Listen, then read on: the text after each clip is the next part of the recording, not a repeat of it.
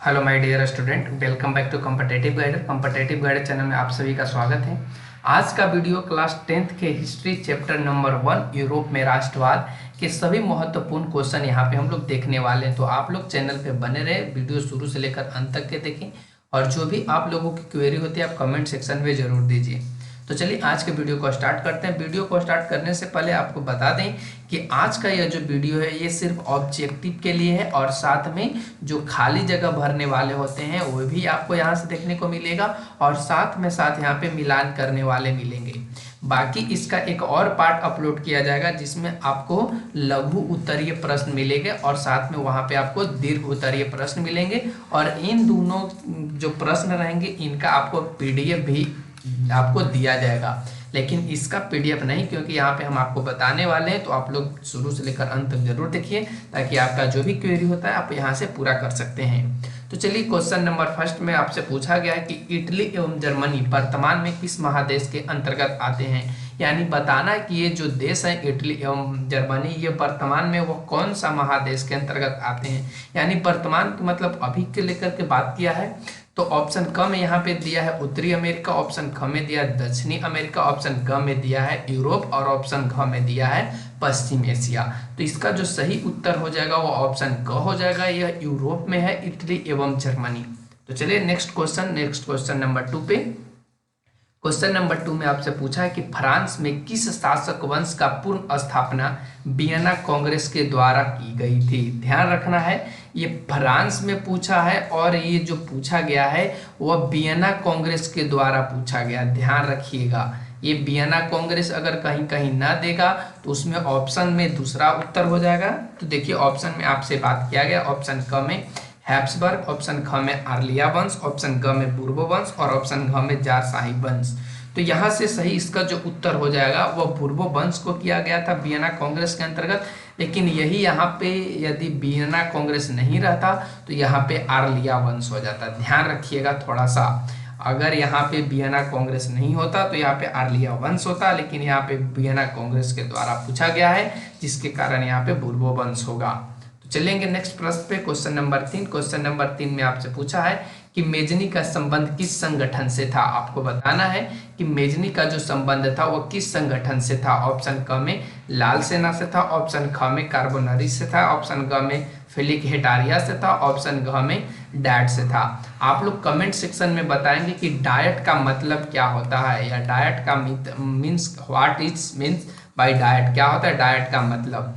तो इसका सही उत्तर हो जाएगा ऑप्शन ख कार्बोनरी। ऑप्शन ख कार्बोनरी दल से या मेजनी का क्या था संबंध था। तो आप ध्यान रखिएगा, लेकिन आपको कमेंट सेक्शन में बताना कि डायट का मतलब क्या होता है।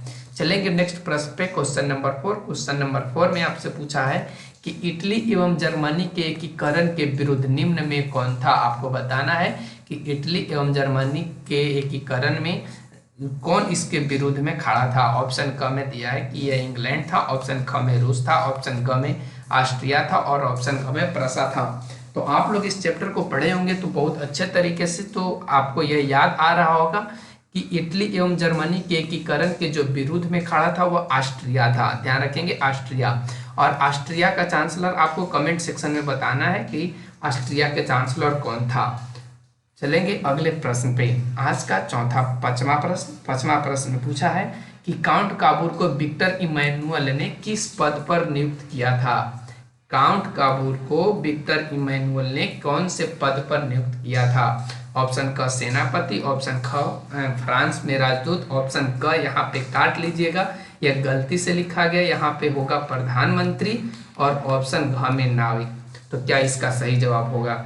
तो यहाँ पे जो हमने अभी लिखा प्रधानमंत्री, इसी पद पे विक्टर इमैनुअल ने इसे नियुक्त किया था काउंट काबूर को। और आपको बताना है कि काउंट काबूर कैसा व्यक्ति था। ये सभी आप कमेंट सेक्शन में बताएंगे तो आपका जो याददाश्त होगा वो बहुत ही यूजफुल और साथ में स्ट्रांग हो जाएगा, ताकि आप एग्जाम में अच्छे से कर पाओगे।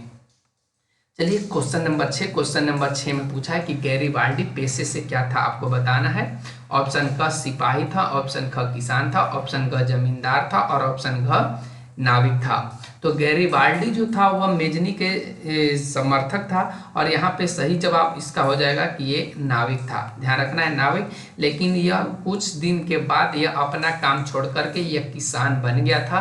कभी कभी कंफ्यूजन हो जाता है बहुत से बच्चों को कि यह किसान था या नाविक था, तो यहाँ पे सही जवाब पेशा से पूछा जाए तो यह नाविक था, लेकिन कुछ समय के बाद यह नाविक को छोड़ करके यह किसान बन गया था।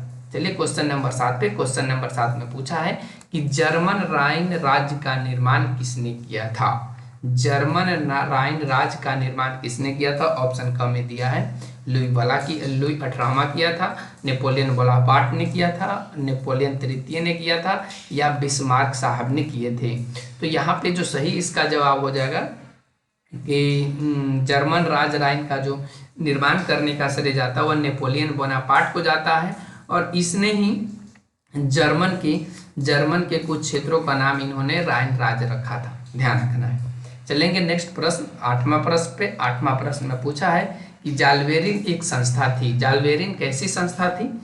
ऑप्शन क में एक क्रांतिकारियों की संस्था थी, ऑप्शन ख व्यापारियों की संस्था थी, विद्वानों की थी, या पादरी सामंतों की संस्था थी।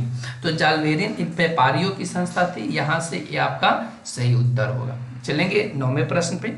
9वां प्रश्न में पूछा है कि रक्त एवं लौह की नीति का अवलंबन किसने किया था। वीडियो पूरा जरूर देखिए ताकि आपको मिलान करने वाले और भरने वाले प्रश्न में किसी भी तरह का कोई दिक्कत ना आए।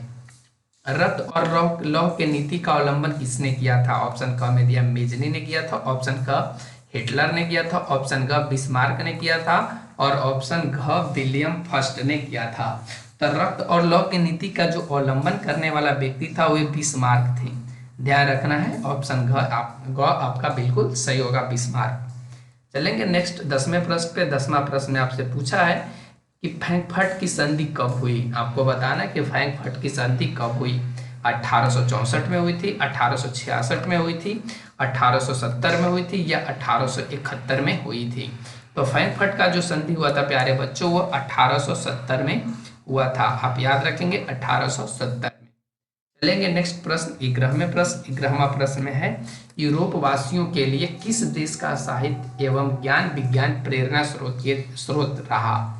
यानी यूरोप में रहने वाले लोग थे, उनको कौन से देश का जो साहित्य एवं ज्ञान विज्ञान रहा वह उनको प्रेरणा के रूप में उन्हें प्राप्त हुआ। ऑप्शन क जर्मनी के, ऑप्शन ख यूनान के, ऑप्शन ग तुर्की के, और ऑप्शन ग इंग्लैंड के। तो यूरोप वासियों का जो ज्ञान विज्ञान एवं साहित्य का जो प्रेरणा स्रोत मिला था वह यूनान से मिला था। ऑप्शन ख। चलेंगे नेक्स्ट प्रश्न पे। आज का 12 प्रश्न में पूछा कि 1829 की एड्रियानोपल की संधि किस देश के साथ हुई थी। आपको बताना है कि जो 1829 में एड्रियानोपल की संधि हुई थी वो कौन से देश के साथ हुई थी। क्या तुर्की के साथ हुई थी, यूनान के साथ हुई थी, हंगरी के साथ, या पोलैंड के साथ। तो 1829 एड्रियानोपल की संधि जो हुई थी वह यूनान के साथ हुआ था। ध्यान रखेंगे, ऑप्शन ख यूनान के साथ। चलेंगे नेक्स्ट प्रश्न आज के 13वें प्रश्न पे। तो देखिए यहाँ पे 13वां प्रश्न नहीं है। अब यहाँ से आपको बात किया गया है कि निम्नलिखित में रिक्त स्थानों की पूर्ति करना है। जो खाली जगह है उसको आपको भर देना है। तो पहला क्वेश्चन में पूछा है खाली जगह डॉट डॉट के युद्ध में ही एक महाशक्ति के पतन पर दूसरी यूरोपीय महाशक्ति जर्मनी का यहाँ पे छूट चुका है। यहाँ पे लिख लेंगे जन्म हुआ था।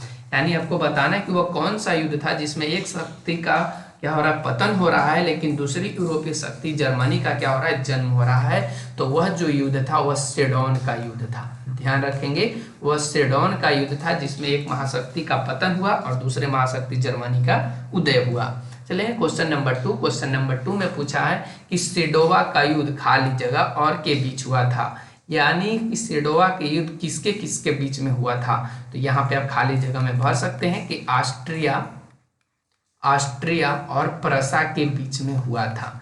ध्यान रखेंगे, ऑस्ट्रिया और प्रसा के बीच में सेडोवा का युद्ध हुआ था। क्वेश्चन नंबर 3 पे आते हैं कि 1848 ईस्वी की फ्रांसीसी क्रांति ने खाली जगह युग का भी अंत कर दिया था। जब 1848 ईस्वी की फ्रांसीसी क्रांति हुई थी तो इसने मेटरनिक युग का इसने क्या कर दिया था, अंत कर दिया था। यहाँ पे आप मेटरनिक भर सकते हैं।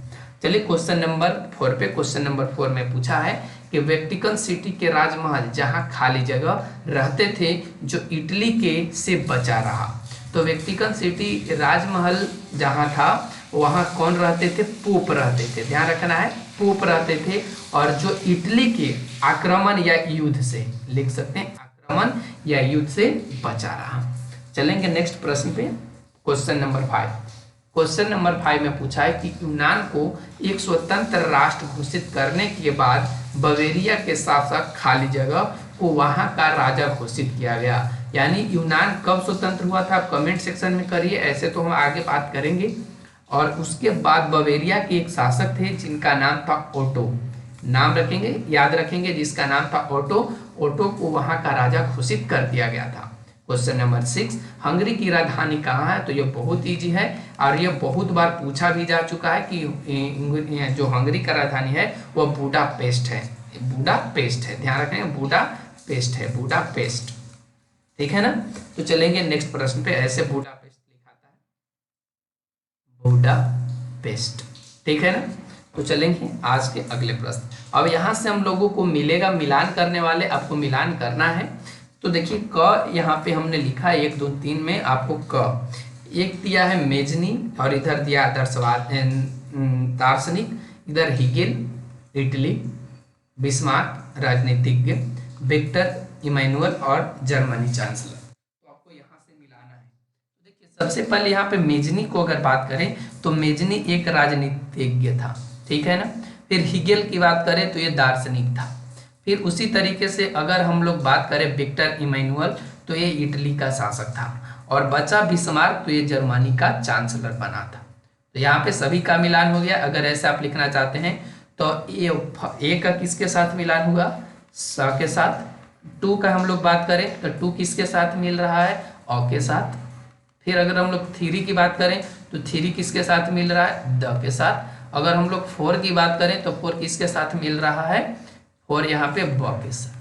तो इस तरीके से आपका उत्तर हो गया। चलेंगे नेक्स्ट प्रश्न पे। नेक्स्ट प्रश्न में फिर यहाँ पे मिलान करने वाला ही है। देखिए यहाँ पे वियना सम्मेलन, वियना सम्मेलन कब हुआ था? तो ये 1815 में हुआ था। यहाँ पे द भरा जाएगा। मेटरनी का पतन कब हुआ था? तो ये 1848 में हुआ था। इटली का एकीकरण कब हुआ था? तो इटली का एकीकरण जो हुआ था वो 1871 में हुआ था। फिर सेडोन का युद्ध कब हुआ था? तो ये 1870 में हुआ था। तो यहाँ भी उसी तरीके से मिला सकते हैं। पहला का क्या हो जाएगा? द, दूसरा का क्या हो जाएगा? स, तीसरा का क्या हो जाएगा? तीसरा का हो जाएगा अ, और चौथा का क्या हो जाएगा? चौथा का यहाँ से आप देख सकते हैं, चौथा का ब। तो इस तरीके से आपका यहाँ पे उत्तर हो गया। चलिए अगले प्रश्न पे। अगला प्रश्न में यहाँ पे फिर मिलान करने वाला दिया कोसुत। इसका एक और होगा यहाँ पे कोसुत 1863, ठीक है ना। फिर एड्रियानोपुल की संधि में ब में दिया है हंगरियन राष्ट्रवादी नेता। यूनान की स्वतंत्रता 1829। फिर उसके बाद नीचे दिया है पोलैंड में आंदोलन 1832। तो आइए हम लोग बारी बारी से बात कर लेते हैं। तो कोसुत जो थे यह एक क्या थे? हंगरियन राष्ट्रवादी नेता थे। फिर उसके बाद एड्रियानोपुल की जो संधि हुई थी वह 1829 की हुई थी। यूनान की बात करें तो यूनान जो स्वतंत्र हुआ था वह 1832 में हुआ था। ध्यान रखेंगे यहाँ पे इसके साथ ही मैच हो जाएगा 1832। और पोलैंड की बात करें तो पोलैंड जो हुआ था, पोलैंड में आंदोलन, ये 1863 में हुआ था।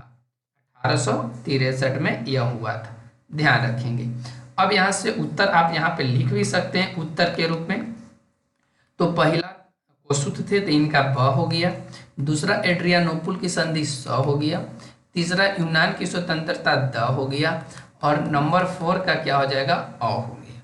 तो इस तरीके से हम यहाँ पे सभी मिलान करने वाले, खाली जगह भरने वाले और ऑब्जेक्टिव क्वेश्चन देख लिए। अगले वीडियो में हम लोग देखेंगे लघुत्तरीय और अति लघुत्तरीय प्रश्न। तो आज के लिए बस इतना है, फिर मिलेंगे अगले वीडियो में अगले कंटेंट के साथ। तो कैसा लगा आज का सेशन? कमेंट सेक्शन में कमेंट करना ना भूलें। Thanks for watching, take care, bye bye.